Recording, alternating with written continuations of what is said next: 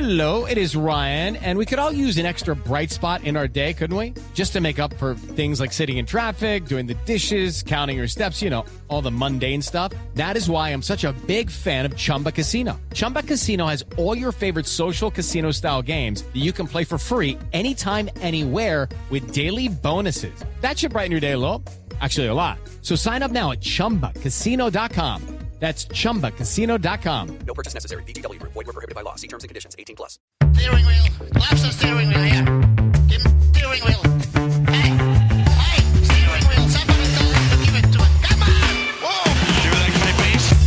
Your leg hip.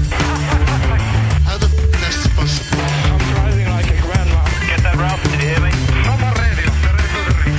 Ralph, acknowledge. Now, come on, close him down and kill him. We've got a lunatic on the track down the Hanger straight. Annoyed. Boys and girls, your attention, please. Hello! Welcome back inside the Park Premier broadcast number 929. The Chinese Grand Prix review. It's, No, Todd, not now! hey, you know what we do on race review weekends? We watch one, then we talk about it. Then we watch one, then we talk about it. That's exactly what we do on race weekends. And this weekend, we're talking about the Chinese Grand Prix. But before I talk about the Chinese Grand Prix, I introduce my co-host. You know what that means. Wreck from out of the wasteland. He's bad. He's beautiful. He's crazy. It's... Hello, everybody. This is Paul Charles, the International. It's Paul. Hello. Hey. I thought you were going to say, and broadcasting from 920 gigahertz from the studio. I don't know what that's from, but it's from something. Yeah, it was. 50,000 watts of power. 50,000 watts of power. Yeah. Yeah. It's not the wattage, Paul. It's the amperage that'll get you. Ooh, So, halo. yeah, a little electrical. And Saucy. never become an alternate path to ground. That's another important one. So, Paul, just 48 hours, you and I were breaking bread and drinking a very nice bottle of wine. We were. It was good times, right? It was good times. Yeah. Paul was in town. He flew in. He's like a thief in the night. Yep. Flew in, hobnobbed a little bit, and then he flew right Kept back. it quiet on social media. Didn't want there to be a lot of people at the airport and stuff. Yeah, big line at the airport, at the gate, waiting for the autographs. I know. It's The little people with the flags. Hey, crying. Crying. That's great. Don't leave us, Paul. Yeah, I know. Yeah, very rare, but Big Paul emotion. It was always a big emotion. Paul and I were able to spend the evening with our better halves and had a nice dinner and very Mediterranean restaurant. It was very good. Yeah, nice little small plates, little drinks, tried a couple of 2-3 things. It was good. Yeah. What was the wine, That's what I Paul? like to do. I don't remember now. Oh, what type of wine was it? Yeah. I don't remember now. I don't either. We didn't have that much. It was red. It was red. I said, Italian. give me the red one. Mhm. It was Oh, red. Primitivo. That was it. It was a Primitivo. Yes, it was very good. Yeah. You guys fought me on that one for a while. Oh, I didn't. It's like, how about the Primitivo? Well, no. Maybe some wine with bubbly. Let's go with the Fume Blanc. Yay. The Stella Rosa Blackberry. Yeah. Yes. Well, Paul, the Chinese Grand Prix was held this weekend, and wasn't it ripe with drama and controversy? Yes, it certainly was. A lot of controversy coming out of this weekend. A lot of Monday morning couch sitters with lots of opinions on social media. Good heavens.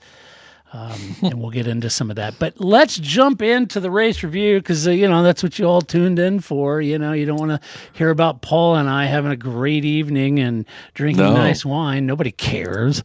Nobody cares. All right, let's do a little formation lap, do a little table setting here. The interesting part of this weekend was the resurfacing providing so much more grip, right? So much so that Pirelli mandated increase the tire pressure to protect the carcass of the tire. Such were the increased loads on those tires because of the grip levels that the cars were getting. Also, keep in mind, we've seen this before, Paul. We've seen several older tracks go through resurfacing. Coda comes to mind, and different things. And they've resurfaced these in the past, and usually it's kind of interesting because and a lot of times the track will be really slippery. The bitumen's there, the oil's still coming out of the bitumen, and it can be really slippery. But this is quite the opposite scenario, right? Provided a tremendous amount of grip. So I don't know if the team, maybe the teams knew that heading into it. Certainly Pirelli did. They didn't bring softer compounds. And many argued they should have brought it a step harder because of it. Yeah. I mean, obviously they'll go there ahead of time and get measurements and things like that. But it's weird, right? You'd think all the tracks in all the world that they build, sometimes you get them and they become a nightmare, like Road America was when they repaved it. But then, Laguna Seca, Sonoma, the same thing. They actually, first laps out there, there's a ton more grip. So I don't know, but maybe need a little convention or something of racetrack asphalt makers or something, so everyone understands what the hell happens here. But definitely, depending on the region and who's doing it, there can be all kinds of different scenarios after a repaving. Maybe all those tracks need to import some bitumen from Kent. Yes, that's where the special bitumen is. That's the special stuff. That's right. Saturday showed the teams what could be achieved on mediums, but no team ran the hards, and all teams, I think, headed into Sunday assuming that the hard compound was going to be a good race tire on Sunday. Ferrari had the pace and tire management to win the sprint. Lewis Hamilton won that. It was a great result for Lewis, for sure. But the qualifying for the actual race had me wondering a little bit, as Ferrari didn't place it. So they went from winning the sprint to not qualifying as well, and it was making me wonder what kind of changes they had made to try to assist maybe their medium compound tire wear rates. Was it degradation, graining? All the teams are going to be taking all those elements and all those lessons learned from Saturday and try to adjust setups to accommodate for Sunday. Still not really knowing how the hard compounds would work out, assuming that they would be the preferred race tire during that time. Lewis said that after the race, they actually did make those changes, but it kind of sent the car backwards for him on Sunday, as evidenced. Other teams seem to make adjustments that may have moved them forward. I think of, namely, maybe McLaren. And although I will say that Lando struggled more this weekend with the car's performance than Oscar did, the graining on the front left tire was a major concern heading into the race, irrespective of, because they knew they were going to be on mediums at some point, and there were a lot of teams having graining. So I think that had to be a challenge as you head into Sunday, Paul, for all the teams. That none of them ran hards. Wasn't sure how those would play out. Assumed a harder compound would be better on this more abrasive surface. Maybe not as bad as graining, but how do you accommodate for the medium stint that you got to run at some point? Tough strategies. Yeah, it is, and the new track will have a bigger evolution than ever, and it's hard to, because it's a new track. Some tracks we go to in America anyway, we kind of know how the evolution of a weekend goes. It's pretty much, you got the data, but here it's a new surface, a track that no one ever tests at or goes to, and so the evolution is also unpredictable. So there's various things you can obviously do in the setup to help the tire, save the tire, play around with camber and all kinds of things, but so it's still a bit more of a guessing game at races like this than it would be with some of those European tracks that the teams know very, very well after years and years of running on.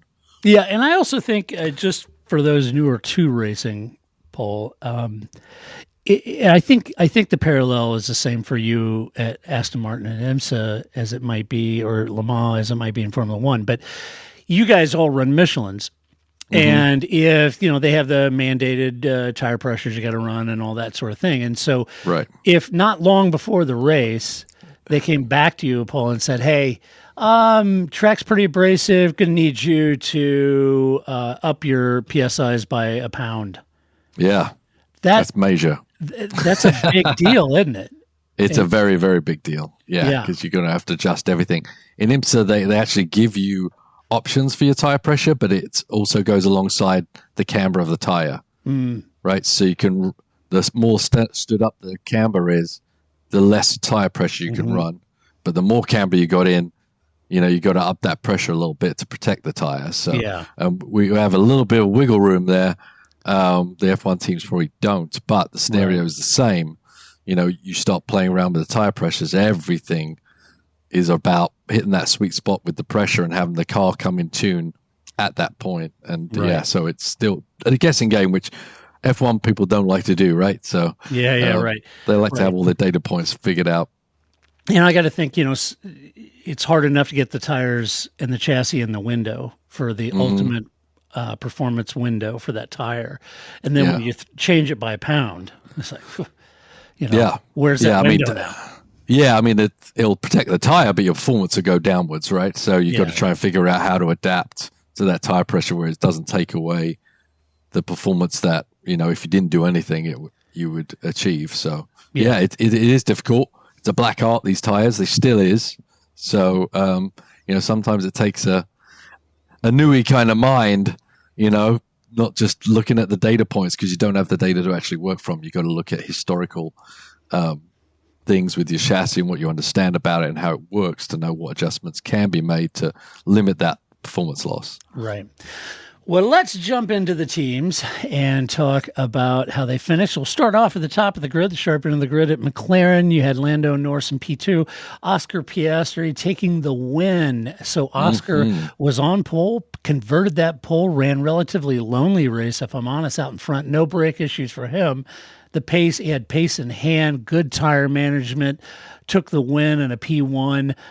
He got a bit of a slow start at the beginning, but was able to block Russell into turn one, hold that position, and then lead the race effectively for the win. Yep. And in the end, in my mind, Oscar's run was certainly a redemption drive. He had a very difficult home Grand Prix in Melbourne, and it was also a bit of a signal that Lando's not the only guy in this team can win races. And I suspect Zach's going to have his hands full this year, to say the least.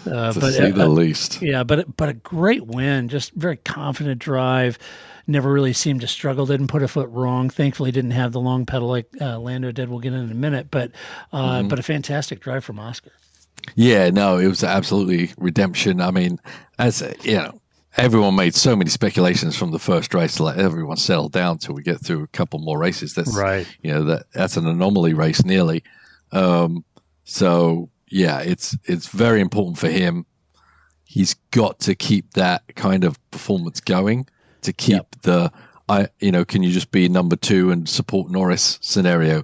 Right. He's fighting as hard as he can for that never to be anything brought up at their meetings, right? So, and he did a very good job about it. And fighting into turn one with Russell, it's all to do with how you've driven in the past as to who's gonna stick their nose in and who's not. And we know Piastri is not one to be trifled with, quite honestly. Yeah. And so Russell knew he tried a little bit, but then he backed out, rightfully so. But it's got a lot to do with what you do in your historical, clashes with people to know what the other drivers are going to try on and what aren't they going to try on. Right. And so Oscar was a winner there, and then he just controlled the race. Yeah. Fantastic job. Yeah, he really did. Things were a little tougher for Lando. He had a tough time of it, making an early pass on George. Then he got undercut by George Paul, had to come out, had to repass George, which he did. Got him back up into P2. Late in the race, though, Lando had a long brake pedal, and it got worse. It progressively got worse each lap, and it's a shame because it prevented him from having a real go at Oscar towards the end. But then on the flip side, if you think about it, it was probably spared us all from another papaya rules nonsense situation. So yay, long brake pedal.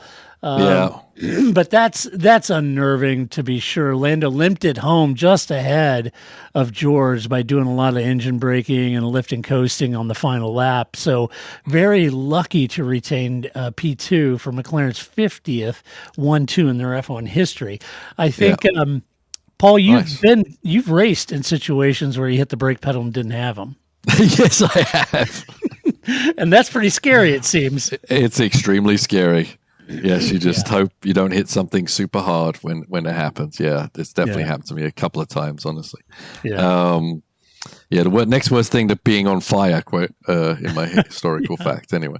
But it's. I think there must have been something going on with the rear calipers or something, because they obviously knew.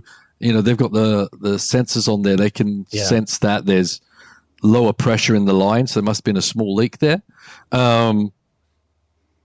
But Norris's dismissal of it initially was a little disturbing, I would say.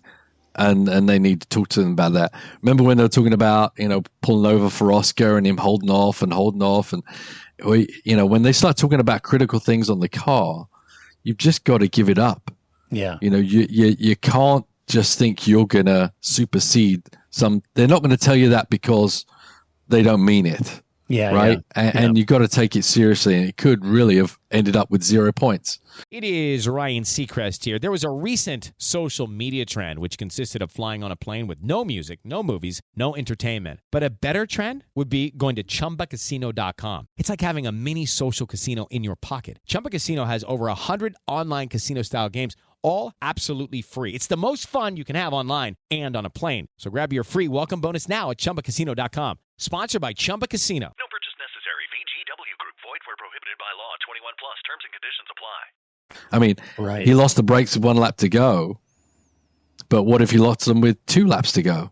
Right. He's not in the points anymore. So, he did. I think he did a poor job in reacting to the requests from the team, and they shouldn't sit there begging over the radio and telling them all the issues that could happen if he's not, responding to it. I think that's a weakness in him. Yeah, and overarching, he could have been out of the points or worse, right? Right. With could no have crashed brakes, the car. Could have crashed the car, right? Yeah, I mean, obviously it happened to Alonso, and I know you don't want to give it up, but you've got to react to these things. There was a significant issue with it, which obviously cropped up on the last lap, that, he should have just given it up and protected his second place and moved on. That's what you have to do to win a championship. You can't just throw all hell to the wind to win a race when you can secure second points and go fight next week. I understand he's not happy about Piastri beating him, nor should he be. But, you lose how many points you get for second place nowadays. I think it's 154. I don't know, something like that. But,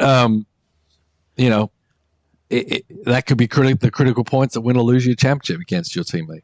Yeah, it really could. Next up is Mercedes. You had George Russell in P3, Kimi Antonelli in P6. George started second, lost a spot to Lando early. It lost it twice, actually, and then marched off for what's becoming what I call one of George's patented quiet podium finishes. It's just it's 2 podiums, 2 third places in a row on 2 races. And George said P3 was the max, as they didn't have the pace to match McLaren, but he felt he would have gotten Lando if there was another lap, and that's probably true. Thereabouts. Yep, that's probably true. George has 2 P3 so far this season, and said that while he would like to race his race for, let me try this in English. He would like for his race to be with the McLarens. Mercedes just isn't quick enough right now, and it's just not the case. So bringing home a P3 for him really felt like he extracted the maximum out of the car. I don't want to wax poetic or make something out that's not, but very consistent first 2 races, markedly different conditions. Not as fast as McLaren, but there again, George is thereabouts, puts it in P3 ahead of Max. I think it's a great result for George. It is. And I mean, you got to make what you have and make the most of it. And he's definitely done that. Yeah. And he does, we don't know. I mean, certainly the Mercedes is closer to the front than it was last year at this time. Yeah. So, he's just got to wait it out, and hopefully they can turn that car around where it can start fighting the McLaren. It's not far off. Yeah. It's not. Yeah, if the driver execution's there, Paul, and he's executing, all he really needs to do is have the patience to wait for them to develop the car. Right, exactly. So, I mean, that's all he can do. He can do the most he can do, and I think he really has done the most he can do. He's been pretty feisty out there, and he doesn't, he did pass Lando. He's he's calculated risks on the passes and the maneuvers and when to fight. So I think he's done a superb job for that team. Now that he's the number one, there's a lot of pressure on him for that, but he certainly hasn't let him down. No, he's risen to the challenge. That's for sure. His teammate, rookie Kimi Antonelli, had a very good race to come from the back and secure points in P6. The fans voted him driver of the day for his efforts, which surprised him and me, if I'm honest. He actually had floor damage on his car from lap 1, and the team didn't tell him that until after the race. So he struggled with the rear quite a bit, and he wasn't expecting that. So he said it was actually a really good learning experience for him to have to drive a full dry race, dealing with an issue and learning how to deal with issues like that. So he kind of took it as a learning experience for him. Yeah, it's interesting they wouldn't tell him. Yeah, I found that interesting too. Yeah, that's a psychological game sometimes the teams do because they're always not ready for that because, if you get this idea that something's wrong with the car, you get it in your head, and then that's your excuse on a plate for not performing. Yeah. It could be, you could take it both ways, really. Say, oh, well, that's a good thing not to tell him, let him feel it out. The other thing is he's a professional. He's in Formula One. He's in a top team. Yeah. You should give him all the information that is available. Yeah. Don't hide things from him. Man, I tell you, that happened to me a few times and it just threw me livid. Yeah. It's like, no, give me the information. Let me know what I'm working information. Yeah, let me know what I need to achieve, what's going on. If I can't do it, then fire me. Right. But don't hide things from me and try and think you can second guess and play a psychological game. So I don't like that. I understand why they did it, but in my view, I don't like people doing that. Hello, it is Ryan, and I was on a flight the other day playing one of my favorite social spin slot games on ChumbaCasino.com. I looked over the person sitting next to me, and you know what they were doing? They were also playing Chumba Casino. Coincidence? I think not. Everybody's loving having fun with it. Chumba Casino is home to hundreds of casino-style games that you can play for free anytime, anywhere, even at 30,000 feet. So sign up now at ChumbaCasino.com to claim your free welcome bonus. That's ChumbaCasino.com and live the Chumba life. No purchase necessary. VGW. Void where prohibited by law. See terms and conditions. 18+. Yeah. Yeah, agreed. He said that one of his focuses is qualifying right now, and he's gonna work on that, try to do better there, so he starts closer to the sharp end, doesn't have to fight his way through traffic. And I think all the drivers could say the same. But he's a rookie, and that's one area of focus he's identified for himself. Still, irrespective, Mercedes running second in the Constructors' Championship against McLaren, so. They're doing a great job. They really are. And you could argue, well, it's because Ferrari's stubbing their toe for the first 2 races, and Red Bull looks off the pace, and so they've backed into P2. But I think George has delivered 2 podiums. Kimi's done a great job first 2 races, so I don't think it's luck. I just think it's a lot of hard work, and they're doing great. Yeah. I mean, I would have liked Kimi to get rid of Tsunoda quicker. Yeah. That really affected him charging forward. Maybe the damage was such that it made it difficult. Right. I don't know. But, the good thing is he's not throwing it off the road to make something happen. So he was patient, even though not maybe cutthroat enough to get rid of Yuki quickly, which is definitely something he'll need to do in the future. Yeah, well, according to the social media outrage over Liam Lawson, nobody can beat Tsunoda. I hope that's true. Yes. Let's see. Speaking of Red Bull, Liam Lawson, what was he down in P12? Is that right? Inherited a couple spots there. Verstappen in P4. In purgatory, I think, is where he finished. Yeah, exactly. I don't know. This has been a big talking point out of this weekend is Liam. All the silly social media ire has switched from Jack Doohan to Liam Lawson now with clickbait headlines. I mean, a couple hours after the race, I saw, German media reports that Liam's already out for the Japanese Grand Prix and Ralf Schumacher. So here's another thing I find weird. People for 10, 12, 15 years couldn't care less what Ralf Schumacher thinks about Formula One or anyone in the paddock, right? Yeah. What happened all of a sudden? Well, now everybody's hanging on his every word. I mean, it's like who cares what Ralph has to say about Liam Lawson? Right. You know, it's like, oh no, what Ralph said. Really? I mean, who cares? Yeah. Crazy. I don't understand. That's why all of a sudden is Ralph Schumacher. Like him and Jacques Villeneuve are kept in the blue room. You know. I know. Come on, things are getting a little dull. Let's bring them out and entertain the troops. Yeah, I know. Come out and say something pithy. Okay. Really strange. So anyway, you've got all this, social media going crazy. Who knows if any of that's true? So let's just talk about what we do know. What do we know? Well, what we know is like Alex Albon, Pierre Gasly, Daniel Ricciardo, Sergio Perez, Liam's struggling to come to grips with this car, the way the car performs. Yeah. I don't think that's any mystery, right? It's a very, very difficult car to drive. And I think there was a great interview by Jake over at High Performance when they were talking to Alex. And he very succinctly lays out what the challenge is there with that car, about how Max likes that car. It's developed the way Max likes it, and the way that makes Max as quick as he is. That's how it's developed. And Max likes that way, and he can handle a nervous rear end in favor of an incredibly sharp front end, right? And all the other drivers I mentioned struggle to replicate Max's ability with a car like this. The team will, you and I talked about it in the last podcast. The team's gonna develop the car the way Max wants it, right? Yeah. It's because he's a 4-time champion and an extremely rare talent in F1. So that's what they're going to do. Now there's some downside to doing that, and they're living through it right now, right? And this leaves them trying to find another driver in their program or outside who can also manage a car like this, and also, that can not penalize them in the Constructors' Championship, right? So that's the difficult thing. It's a conundrum. I find it fascinating is they could try to develop the car a bit more with a bit more balance, a little easier to drive with less front end and sharpness, but that isn't where Max is quickest. So do you sacrifice the constructor's title effort in favor of the driver's title for Max? Do you start thinking longer term if rumors of Max leaving next year are to be believed? There's no easy answer for Red Bull at this point. And I'm sure Christian will say that they need to continue to develop for Max and see what they can do to help their other driver get on top of the car.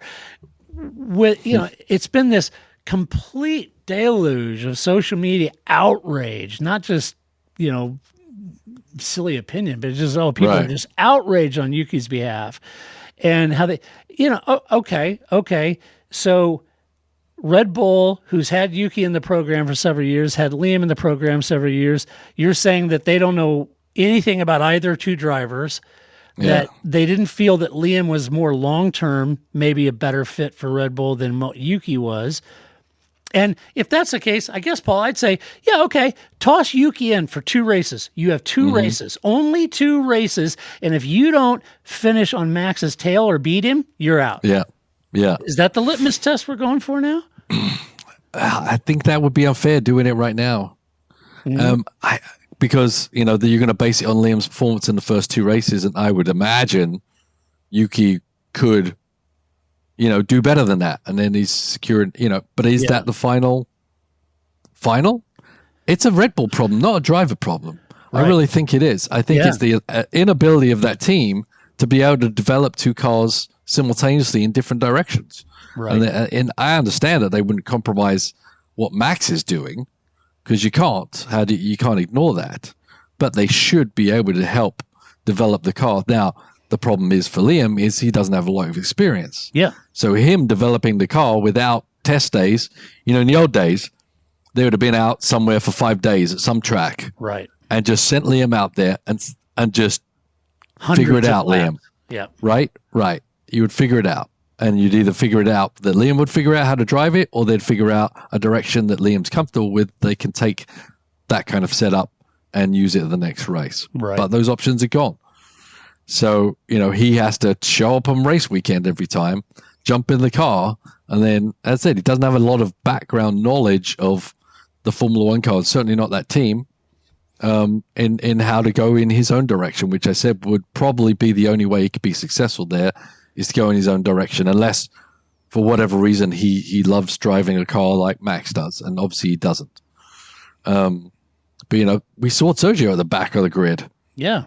Sergio wasn't a slouch either. It's a team problem. It is.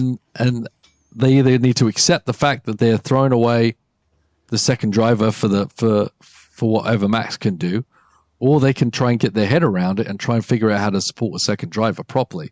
Right. I think it's too soon to make that switch. Because I don't think they're going to learn either way. They're just going to basically just destroy Liam's career, but they don't really care about that so much. Problem is, it's Japan, and they would be very excited to have Yuki in the car in Japan. So it's I think a lot of pressure for Yuki, though. It is, but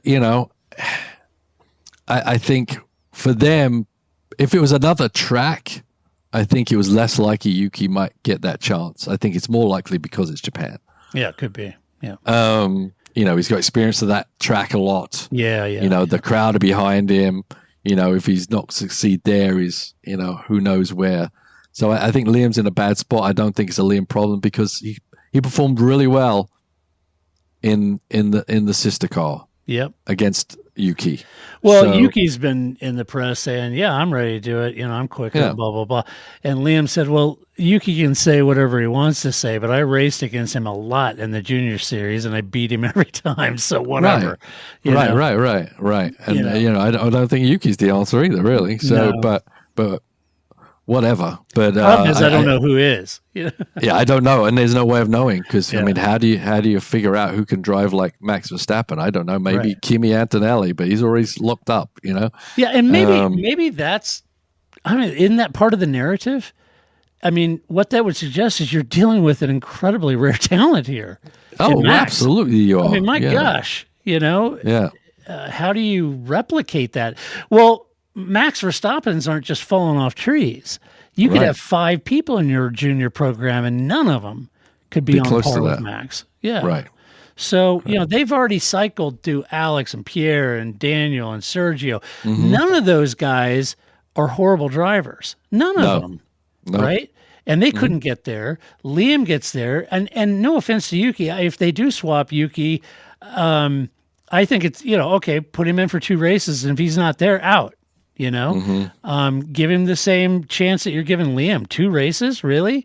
On the flip side of that, it'd be great if they put Yuki in and he beats Max, but I just don't see that happening. Yeah, I just think if you put Yuki in Lawson's, he's done. He's toast. Yeah. And I said that maybe they don't care about that. I don't think maybe they do. Not. Yeah, they may not.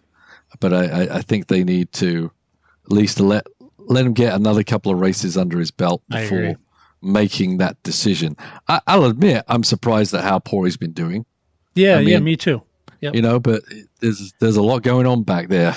Yeah, there is. Both in the car and outside the car for him. So give him a little leniency, but it's very when you hear the reporters talking as they do, it's definitely going to feel with confidence to perform. So Ryan Seacrest here. When you have a busy schedule, it's important to maximize your downtime. One of the best ways to do that is by going to ChumbaCasino.com. Chumba Casino has all your favorite social casino games like spin slots, bingo, and solitaire that you can play for free for a chance to redeem some serious prizes. So hop on to ChumbaCasino.com now and live the Chumba life. Sponsored by Chumba Casino. No purchase necessary. VGW Group. Void where prohibited by law. 21 plus. Terms and conditions apply. Tough place to be. It is. Yeah, he finished 15th. I think he inherited P12 as the team tried a series of suspension changes, and they were going to harvest a lot of data from that, which Christian said they did to see if that would help Liam. Lawson said it didn't. Well, that's good. Okay. Yeah. Liam said, we tried a radical different suspension setup. That's why I started from pit lane. We collected a lot of data about the car and for the team about the car, but for me too. And he said, unfortunately, it just didn't work. But now they have a lot of good data. This is what Christian said. They have a lot of good data. They'll sit down, they'll plow through it, and they'll see what they want to do. So Yeah, I don't know. Early days, I think 2 races in Australia was a bizarre race. I think that's a little harsh. Yeah. And I hope I'm proven wrong. All these people saying, that Yuki is the guy to beat Max Verstappen. I don't think so. It'd be great if I was wrong and they put him in and he's faster than Max. I don't see that happening. Yeah. And it would be a shame to put him in and then go to the balance of the season with him struggling at the back when that could have been Liam, because now you're just ruining Liam's career, over this deal, right? And you could argue, well, by not putting Yuki in, you're ruining his career. And I get it. But difficult situation. Ultimately, I think you're spot on, Paul. This is a team issue. It's not a driver issue. And this team needs to figure this out. They're smart people. They need to figure it out. Max had been foreshadowing the car's deficit all weekend in the press. So to see him reel in the wounded Leclerc for P4 is a sign that maybe the hards with the lower fuel level, Max found a lot of pace in that, and the car suited his liking once the fuel level burned down, got the hards on, didn't have the graining that they had on Saturday. So, there's a lesson there, I think, for the team. Ultimately, the first stint on heavy fuel and mediums and boxing him early to avoid traffic, I think could be part of the reason that cost him a podium finish. Difficult to say, but just my guess. But anyway, finishing P4, he said that it's what it is. And he said, we just drove to the pace that we knew we could have. And the car got a lot better on the hards late in the race, and I was able to claw up to 4th. Yeah. So, that's, once again, data's good for him. He's kind of doing the same thing that Russell's doing, biding his time till the team figure out the car. Yeah, that's exactly right. He's second in the Drivers' Championship still, which is kind of surprising when you think about it, but that's where he is. So, don't count him out. Yeah. Don't count him out at all. No, I wouldn't. All right, Ferrari. Shouldn't we be talking about them last? Yeah, well, they did finish here on the track. All right. Yeah. Cheating. But not good enough, damn it! Not good enough. Ferrari, Charles Leclerc disqualified. Lewis Hamilton disqualified. Charles and Lewis made contact at the start for the second race in a row, which supports my notion, Paul. Remember me saying this in the season preview, that if anyone thinks that Charles is going to roll over for Lewis, he didn't for Sebastian. They had several comings together, and I think Lewis has got a bit of a tiger by the tail here. So Charles not about to roll over, and this is 2 clashes in 2 races. So we'll see. The clash removed the front end plate from Charles's car on the left side of the car, and when he hit Lewis. And they chose not to change that during the stop. They said he was 30 points down on aero, but he was quick, incredibly quick with a damaged wing, quicker than Lewis, right? So much so that Lewis even, radioed and said, look, I think Charles is a lot quicker. I think I'm going to move over. Let's swap cars and let him in. And then unfortunately, FOM didn't carry that radio call. They just carried all the subsequent. When I'm good and ready. Yeah, when I'm damn well and ready, which created a bunch of drama, which wasn't the case. I think Lewis recognized it. Drive to Survive editing. It was. It totally was in real time, it was silly that Fred even had to defend that. That was silly. So Charles did swap, ran up in P4, then got passed by Max late in the race as Max recovered. Charles said that he really felt like he had a really good car and that he had the pace to battle the front runners for the win. But the wing issue really kind of put his race to bed at that point, and he finished P5. But then he was disqualified after they determined that the car was underweight by 1 kilogram. And that was with a new wing refitted. So, with the proper body weight, or body front wing weight.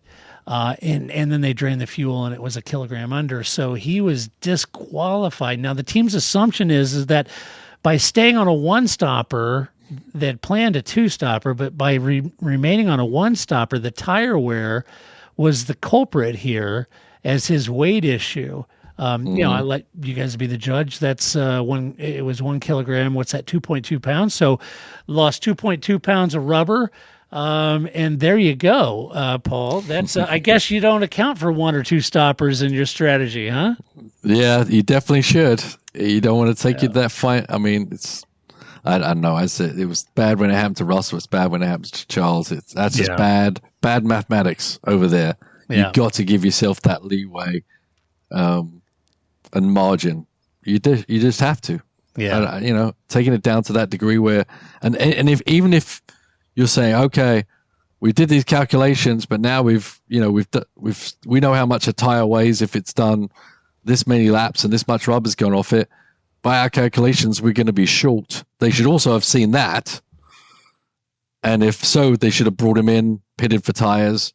Yes, he would have lost the position to Lewis, but also, yes, Ferrari would have had points on the table. Yeah. So they 2 missteps there. One, not accounting for it, and one, even if they were accounting for it, not reacting to it. And understanding the scenario. So shame on them. Yeah, it's a little weird. Your strategy and setup, fuel load, all of that stuff should account for whether you do opt plan A or plan B. Right? Yeah. It just seems like a bit of a, I don't know. At this level, trying to fight for wins in the Constructors' Championship, you can't have these. No. Things were compounded, made worse. Lewis said that the setup changes they tried between Saturday and Sunday didn't work. Mm-hmm. And early on, I felt like Lewis was just managing his tires and controlling things as Charles was on his tail. But I do think once Lewis moved to the hard compounds, he struggled more, and the team boxed him again for fresh tires as he was coming under pressure from Max. So that was unfortunate that the setup changes they made kind of went backwards for Lewis. Unfortunately, he ran out of laps to catch up with Charles to make the pass for P5. It's interesting that his hard compounds were wearing a lot while others weren't as much. So interesting issue as Saturday, he managed the tires perfectly. Those were mediums. But, we kind of talk about Lewis and his tire management abilities, and that was kind of interesting that he got caught out like that. I'm not suggesting his fault. I'm just saying that didn't seem anticipated from my standpoint.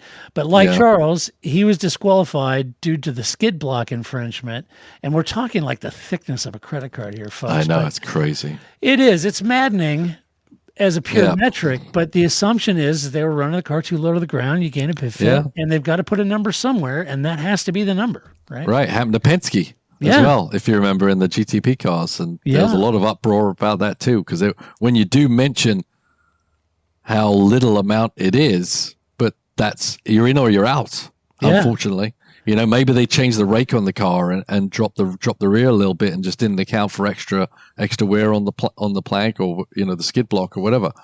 So in that setup change, who knows, because they hadn't run it before, right? So sometimes you do setup changes and it does wear things more because the car bottoms out more, or just the rake change grinds away a different portion of the car. So it sounds like that's what they got called out by, really. Yeah. I mean, as a Ferrari fan, it's gutting, but the rules are the same for everyone.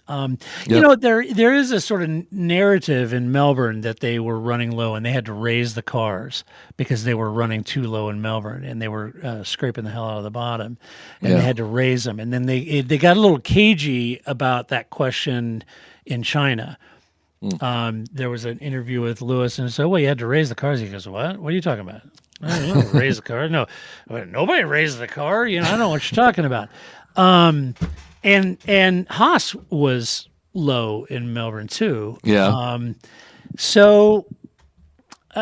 think, it's such fine margins. Ferrari's running them down to the nearest possible because they probably, for whatever reason, their car just at a higher height just doesn't have the performance. So they're no car does. No car does, right? So every car using that ground effect underneath the tunnels, every millimeter you go lower, the more performance you get out of it, as long as you can balance it out. So it's just the nature of the beast. Yeah. So did they get caught running, sailing a little close, to the wind? Maybe. Sounds like, yeah. But that happens. It's unfortunate. Embarrassing? No, I just think cheating? No, I just think they were really finite on their measurements and they missed them. Yeah, it's a little embarrassing. Okay, fine. Because both of them went out. Yeah, both of them are. All right, fine, it's Ferrari, the most storied team in Formula One history, making junior league errors like this. I mean, what is... Not good enough, damn it. Not good enough. All right, let's talk about Haas. Esteban Ocon, P5, Ollie Behrman in P8. The DSQs certainly helped Haas, let's be honest.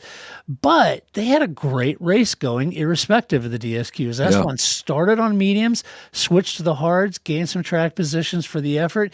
He then made the pass on Antonelli, who, of all people, in a Mercedes. In fairness, Kimi was struggling with some floor damage, moved forward, and I'd argue that, I mean, I don't want to get,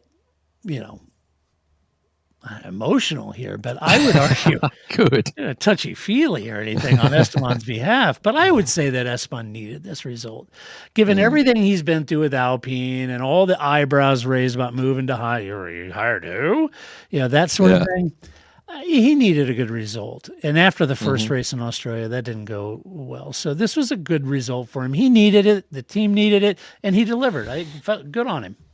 Yeah, absolutely. No, it was a solid deal. That's what they wanted.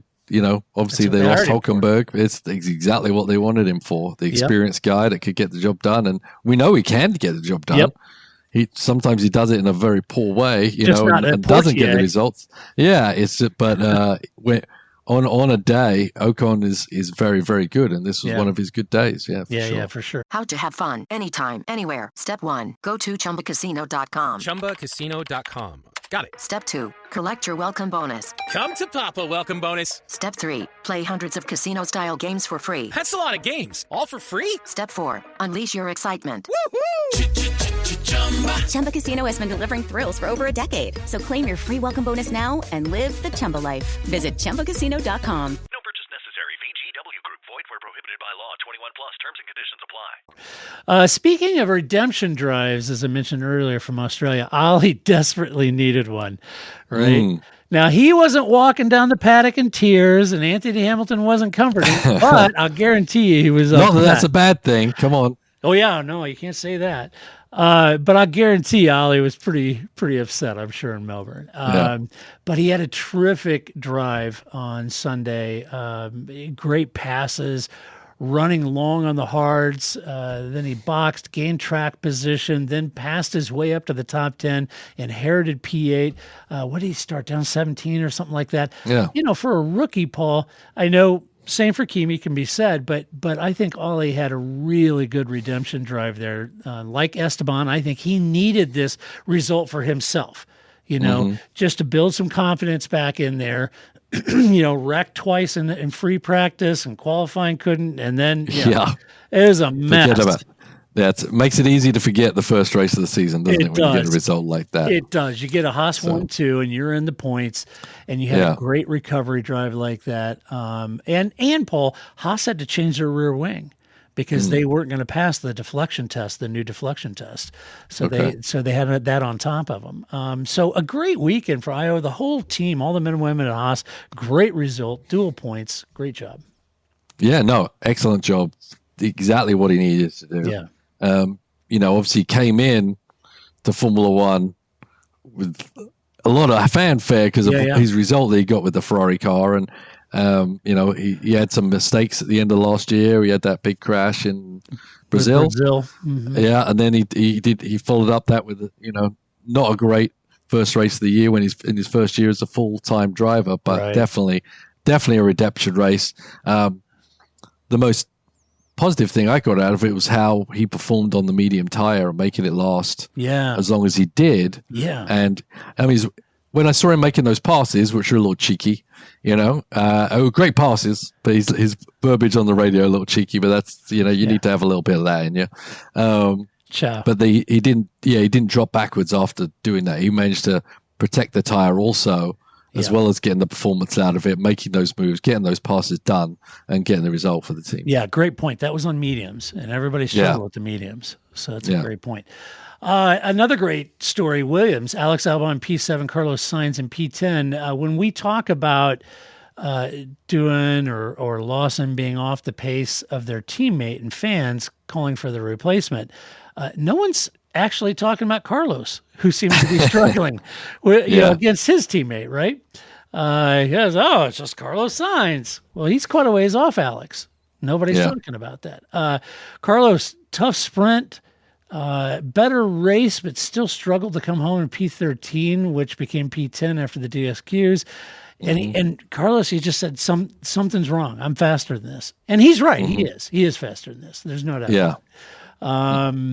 I believe he is faster than that. There's no doubt. Just like I think Doohan and Lawson are faster than this too. It's just something isn't quite syncing or working right, and it just takes time to get on top of it.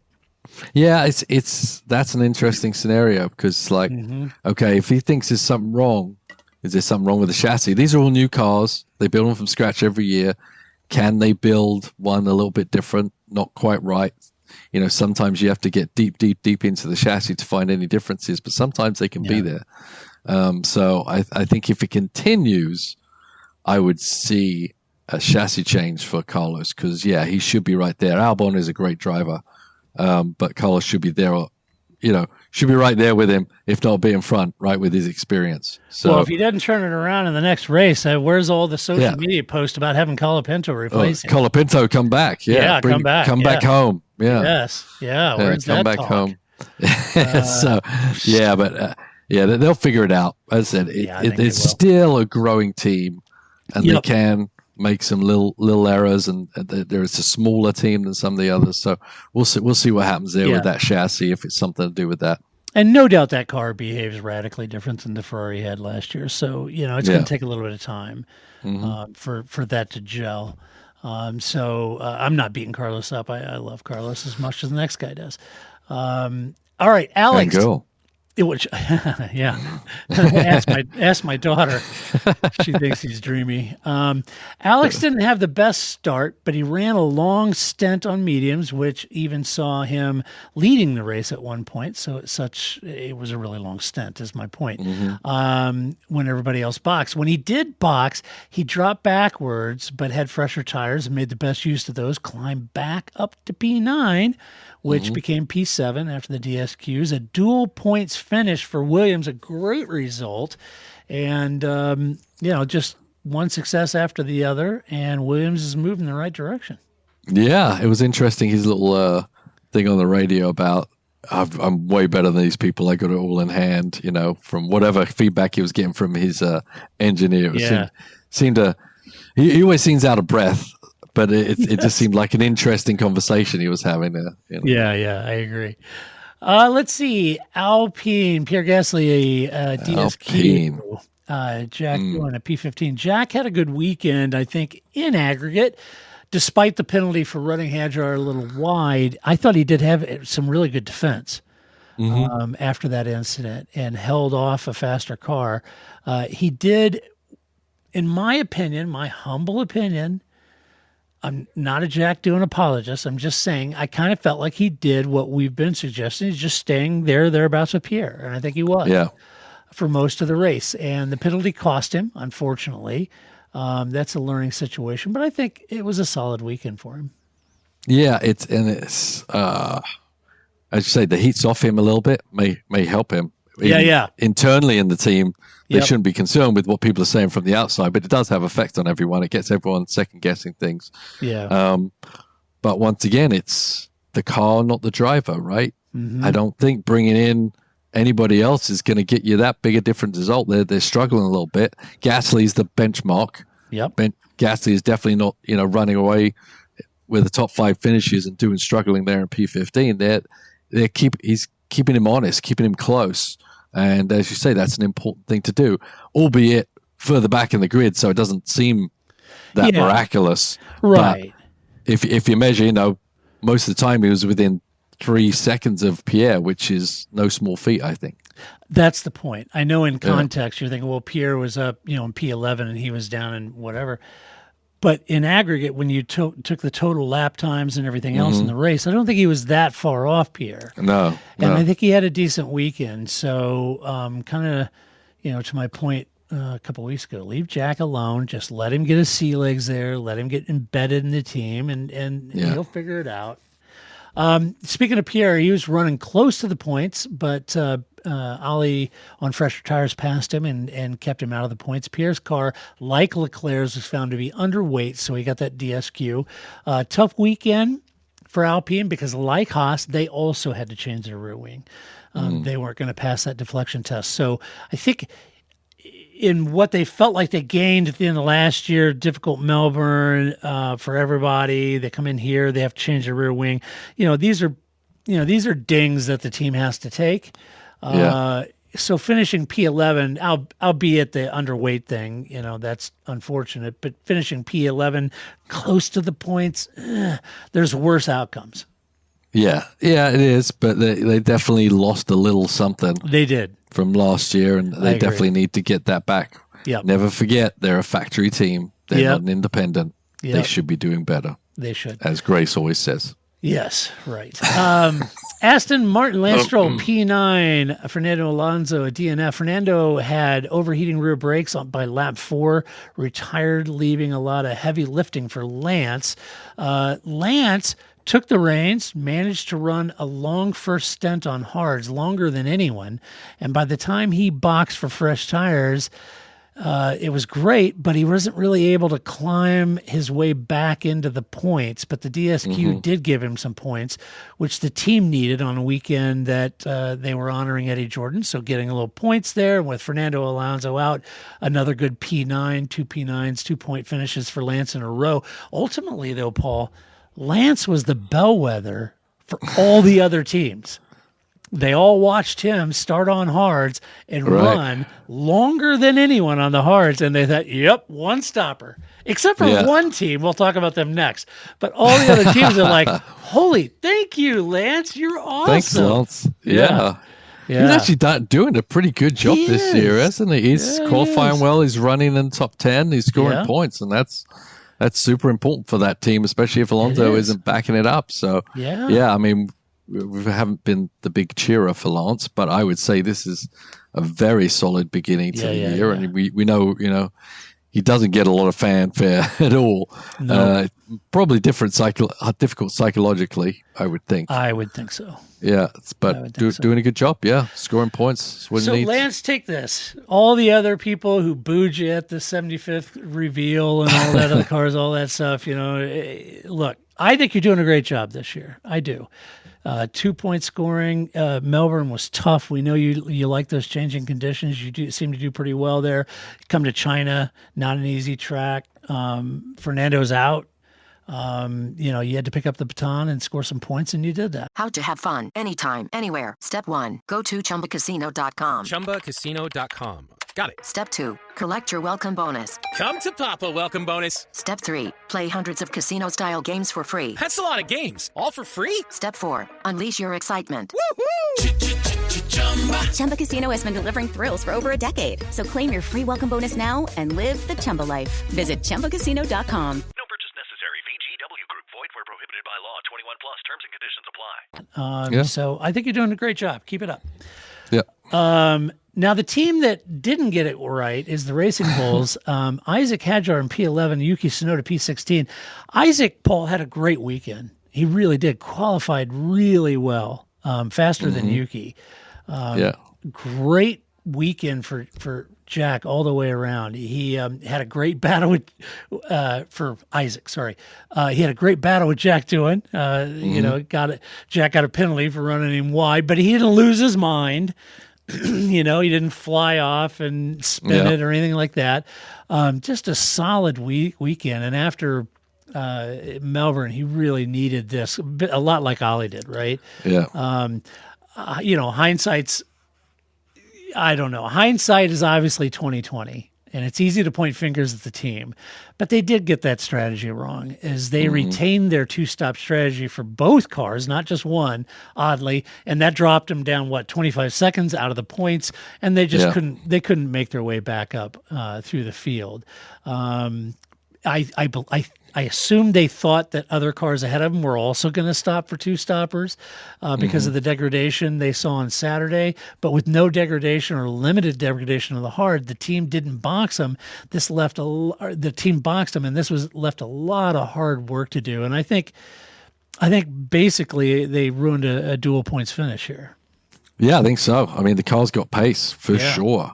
I mean, in a rookie's hands, doing pretty good. His qualifying pace and race pace. But yeah, so they got to fix that, get that right.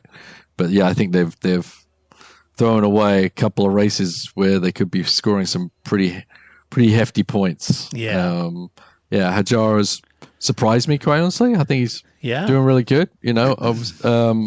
The qualifying pace really surprised me. He seems to race fairly well. So yeah, I think in the future if they can get that right, he should be well on to scoring some points very early in the season. Yeah, I think so too. Great job, Isaac. Great weekend. Yuki, tough weekend. Had salt in the wound. They had the two stopper. That was bad enough. But then his front wing broke under load, seemingly. I don't. Maybe it was debris. I don't know. But hard to know. The team, I'm sure, will figure that out.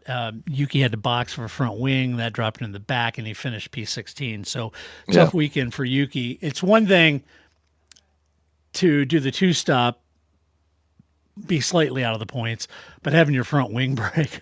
Yeah, really that was a slow stop for the front wing too. Yeah, it was a bit painful to watch. Yeah, that was tough. Yeah, it was tough for Yuki. So, on the balance though, Paul, I think these cars have pace, and I think they're a force to be reckoned with in the top 10. Absolutely. Yeah. Absolutely. Yeah. But in both might be the quickest car in the midfield, really. Yeah, it might be. Yeah. And, if it keeps going that way, maybe they ought to, if they're going to swap anybody for Red Bull, maybe put Yuki in Red Bull and move Max to RB. Because Max would probably do well. Yeah. Yeah. In that. All right. And then finally, you got Sauber, Bortoleto P14, Nico Hulkenberg P15. Gabriel spun on the first lap, so it's really unfortunate. Not what he wanted to do, obviously. He got back into the race, stopped for new tires immediately. Then he stopped again later on, so that was a two-stopper, dropped him to the back of the field. Yeah.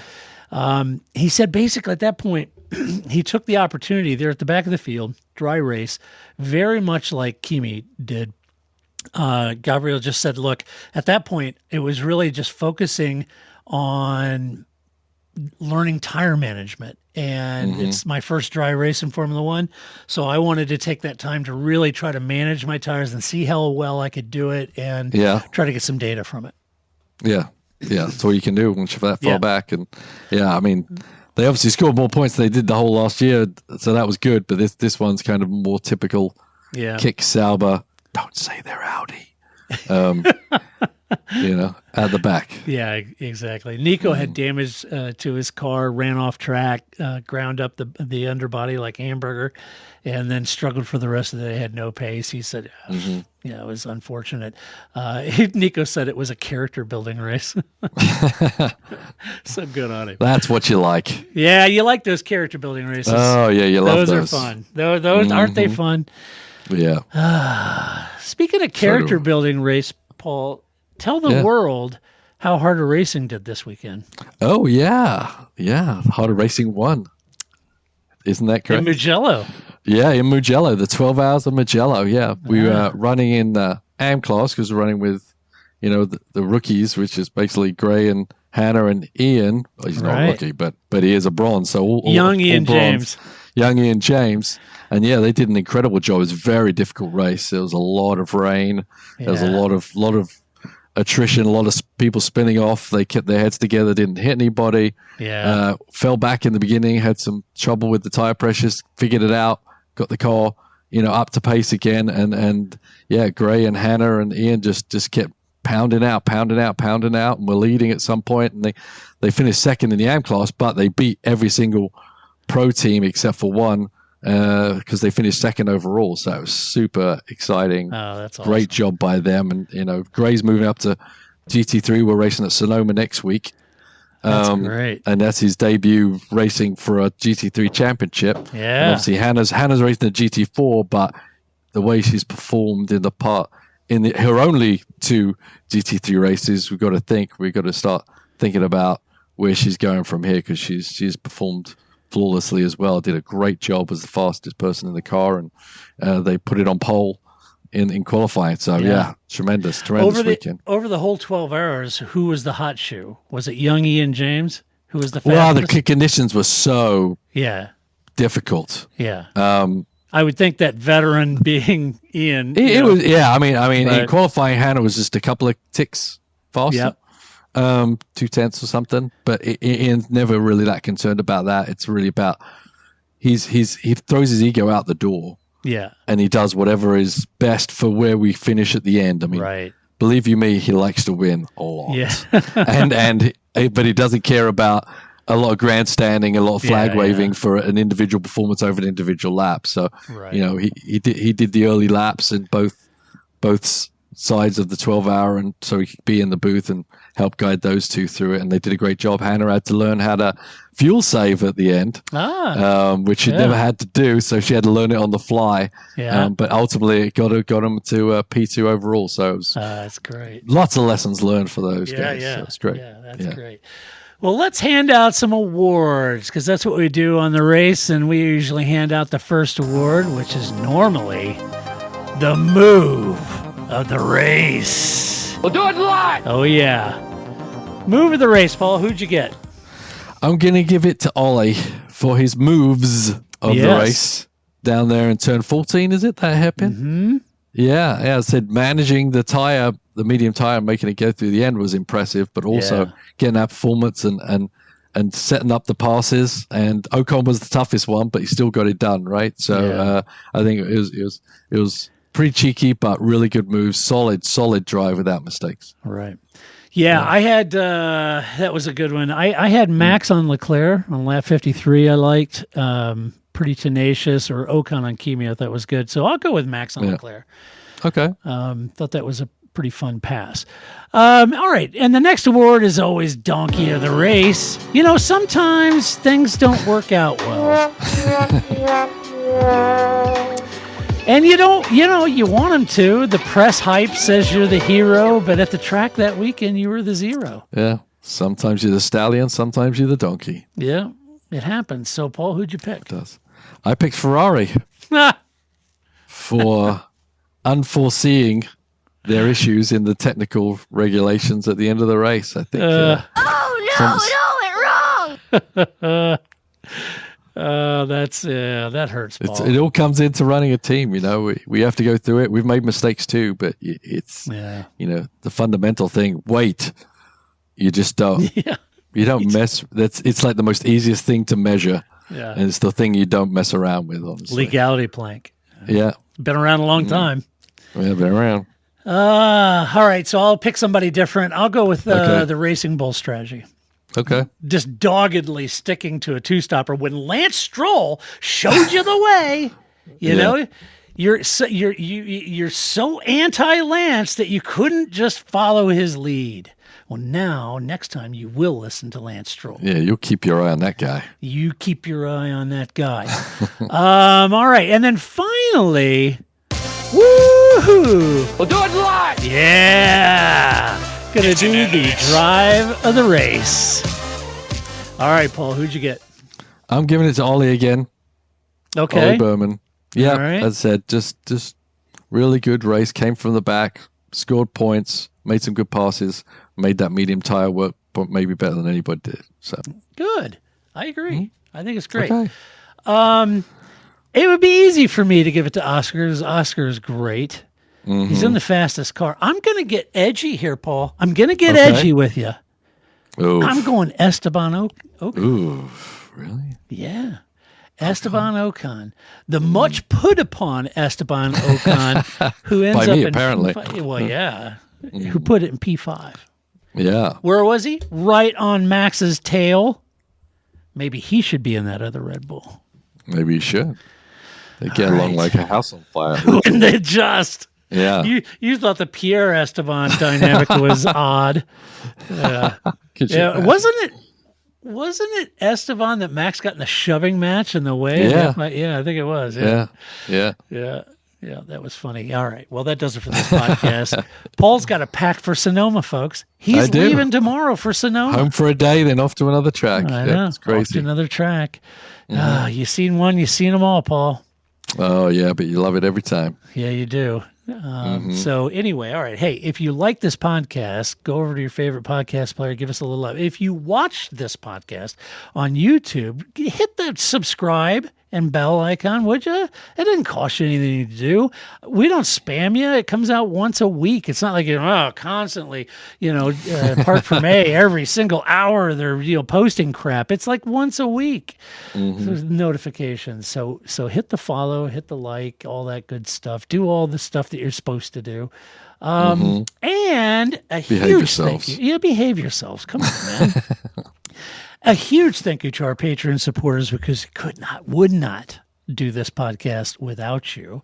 You guys are awesome, and we love all of you. So thanks for your support as always. And Paul, as I mentioned, he's off to the GT3 race in Sonoma. Yes, back to my old town. Yeah, back to your old stomping ground. Yeah. Yep. Gonna go out there, get yourself some tacos, some jacuzzi wine. Yes. Yeah. Some wine, some good food. What you're doing. Do some racing. Yeah. Yeah, I know what you're doing. All right. Well, until next week, we'll go get Grace, find out what she thinks about her McLaren domination. And we'll do this all over again. Until that time, this is Todd, a.k.a. Negative Gambler, saying so long. That's it, man. Game over, man. Game over. It's not what I feel I've got to prove at all. I don't really want to prove anything. I started as an amateur with no idea or no intention of becoming world champion. I was curious to find out what it was like to drive a car fast, to drive on a certain circuit, to drive a certain type of car. Hello, it is Ryan, and I was on a flight the other day playing one of my favorite social spin slot games on ChumbaCasino.com. I looked over at the person sitting next to me, and you know what they were doing? They were also playing Chumba Casino. Coincidence? I think not. Everybody's loving having fun with it. Chumba Casino is home to hundreds of casino-style games that you can play for free anytime, anywhere, even at 30,000 feet. So sign up now at ChumbaCasino.com to claim your free welcome bonus. That's ChumbaCasino.com and live the Chumba life. No purchase necessary. VGW Group. Void where prohibited by law. See terms and conditions. 18+.